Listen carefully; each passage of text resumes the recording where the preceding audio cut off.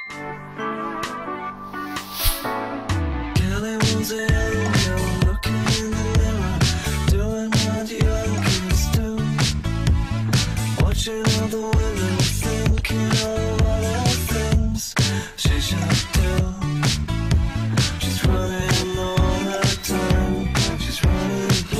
est là ce soir pour le 8e tribunal pour les générations futures, donc à la Gaîté Lyrique. C'est un cycle de conférences spectacles qu'on a initié en 2010 et le but du jeu est de faire vivre de manière un peu nouvelle des idées qu'on fige sur papier tous les trimestres dans notre magazine.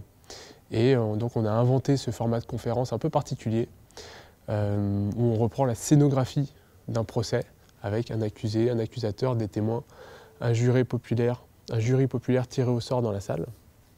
Et donc vraiment, voilà, le but du jeu, c'est de donner à voir et de donner à réfléchir d'une manière nouvelle et un peu plus, disons, pop, rock'n'roll. À chaque fois, en fait, on pose un sujet qui engage les générations futures. C'est pour ça que ça s'appelle le tribunal pour les générations futures. Donc voilà, on a joué avec ces codes du procès.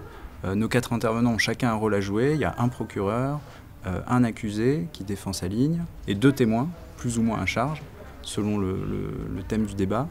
Et donc des 5 jurés qui tranchent à la fin la grande question qu'on leur pose et qui engagent, ils doivent parler au nom des générations futures. Et ce soir, c'est faut-il quitter la France? Enfin, quand on va aux États-Unis, qu'on croise des gens qui vous expliquent qu'à 60 ans, ils sont condamnés à mort parce qu'ils ont un cancer, qu'il n'y a aucune solution pour eux, ils n'ont pas de maison à vendre pour pouvoir se soigner, et que vous leur dites qu'en France, n'importe qui, quelles que soient ses ressources, peut être soigné dans les meilleures conditions qui soient, parce que c'est ça c'est la réalité, on se dit on est au paradis. Est-ce que c'est pas finalement le problème, c'est pas est-ce que le monde est trop con pour la France? Est-ce que finalement la France...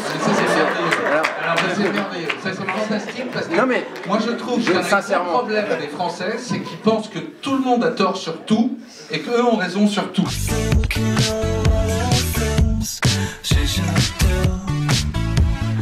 C'est des sujets un peu originaux, avec une mise en forme aussi originale et du coup ça fait ressortir des points de vue qu'on n'a pas forcément l'habitude d'entendre partout, avec des intervenants qu'on voit pas non plus dans les médias justement. En fait, dans Ouzbek Ereka, on essaie toujours d'être cool et savant. C'est un peu notre credo, d'apprendre des choses, de donner envie de débattre, de donner envie d'avoir plein d'idées nouvelles, mais avec une forme toujours très ludique et on essaie d'attraper les gens, de les aider et de ne pas proposer quelque chose d'austère et d'ennuyeux. Le fait même de rendre un verdict et de s'engager rentre dans cette démarche. Voilà. C'est cette volonté d'être utile.